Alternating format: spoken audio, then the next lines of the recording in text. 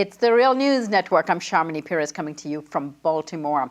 Authorities in the Democratic Republic of Congo has expelled Jason Stearns, the director of the Congo Research Group at New York University.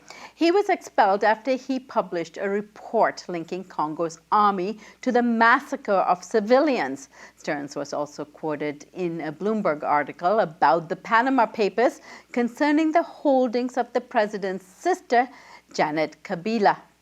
Joining us now to unpack the situation in the DRC is Jason Stearns, the researcher who was just expelled from the country, and Kambale Musavuli.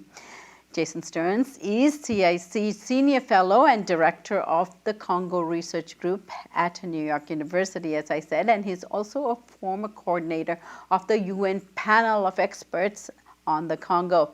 And Kambale Musavuli is the student coordinator and national spokesperson for the Friends of the Congo. I thank you both for joining me today. Thank you. Thank you. So, Jason, let me begin with you. I mentioned your reports that you have made recently, but why do you think you were expelled from the Congo? It's a bit difficult to tell, to be honest with you. I had a long sit down with senior intelligence officials and government officials, and they mentioned several things. They were not happy with the report that we put out on Beni, which is where the massacres took place. And as you said, we said that certain members of the Congolese army were involved in these massacres. They were also not happy in general with some of the research that I have been conducting in the DRC related to the very contentious election process that is currently going on. And so they never said we are expelling you for reasons 1, 2, and 3. They just said they were not happy with several of the things that I had been doing. They never mentioned the Panama Papers to me, although that has been mentioned in the press and by several other contacts in the Congolese government. So it's not entirely clear. It's also frustrating to me that the reasons that they gave, their understanding in particular of our report that we put out on Beni does not reflect actually the contents of our report. We don't say the Congolese government was responsible for the massacres. That's their accusation against us. We simply say that certain members were involved and the Congolese government should investigate. And Kambale, give us some context here in terms of what these incidents are and other things that are going on in the country leading up to the elections at the end of the year, and tell us why this is happening. It's hard to know why it's happening, but the report that the Congo Research Group published is really important because the locals for years have been screaming for help around what's happening there. You know, we've had people that we know personally who have been killed in the region, even family members who have been killed there.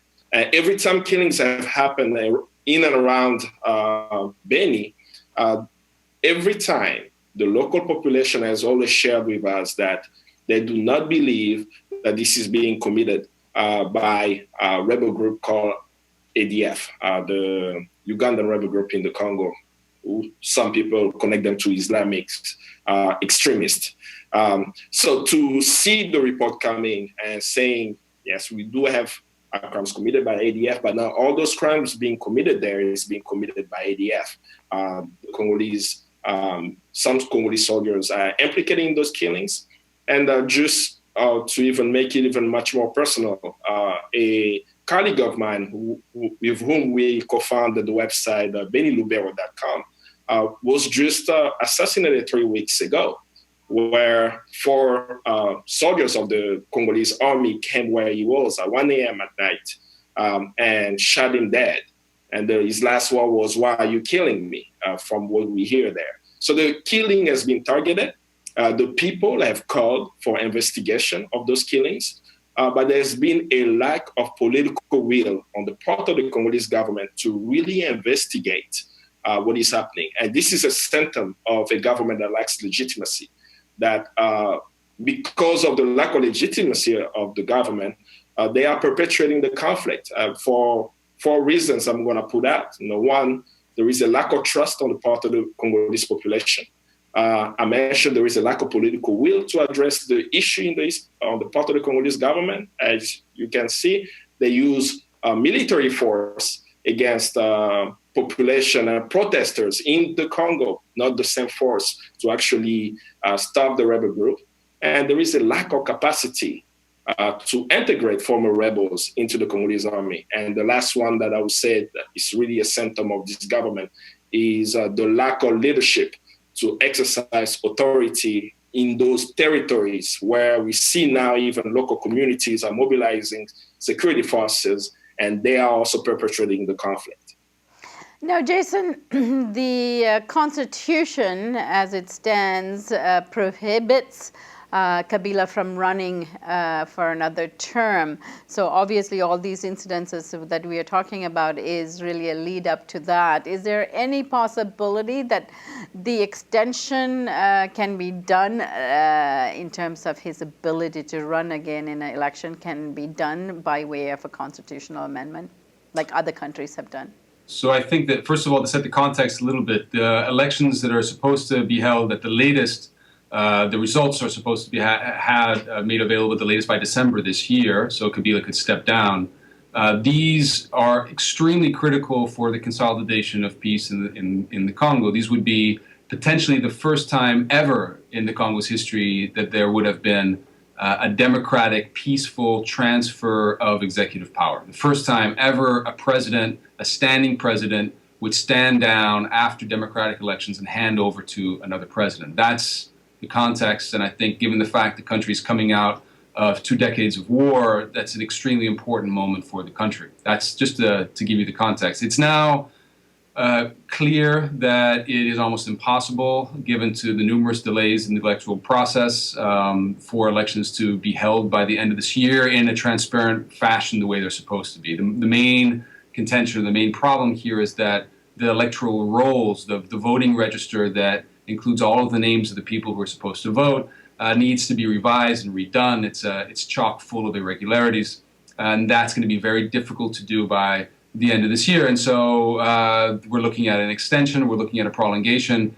Kabila is not allowed to stay in power according to the Constitution for longer than that. Not only that, but Article 220 of the Congolese Constitution actually bars him from changing the clause that only allows him to stand for 2 mandates. And so he is hemmed in, his hands are tied constitutionally. It's very difficult for him to change the Constitution in order to get another term in office. Now, there is a legal, you could say, tug of war going on in the Congo over the interpretation of what happens if elections cannot happen by the 19th of December. What happens on the 20th of December if you do not have a new elected president?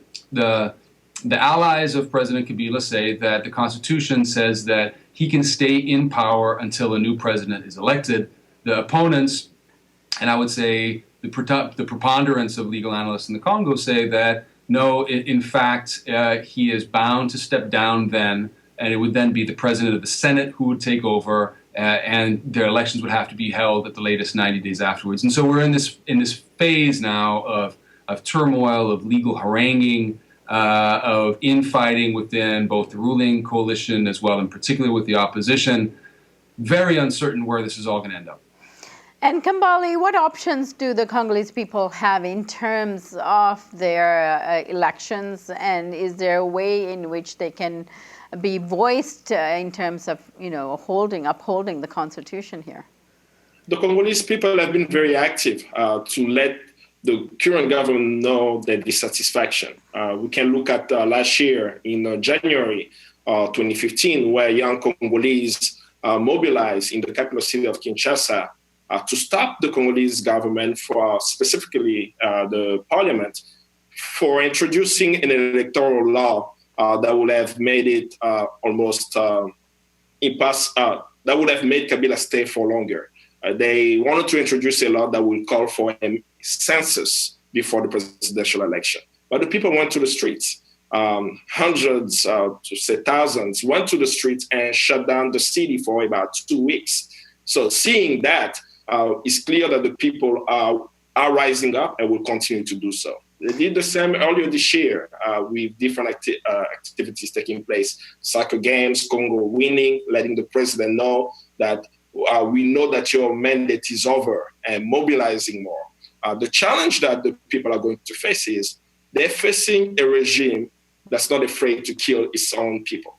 they would deploy military to shoot up peaceful protesters. So that's my biggest fear, is how in the rising up of the Congolese people or the Congolese population, as they face military force that will stop them from rising up, how can we provide them with support by shining the light on the story as we are doing now, with letting the media know and people around the world know how critical 2016 is for the Congolese people. As we say, it is the new dawn for the Congolese youth. And I believe that we will succeed. Kambale, what other leadership are there in terms of the upcoming elections and who can stand for legitimate elections and the political ambitions of some of the people in the country?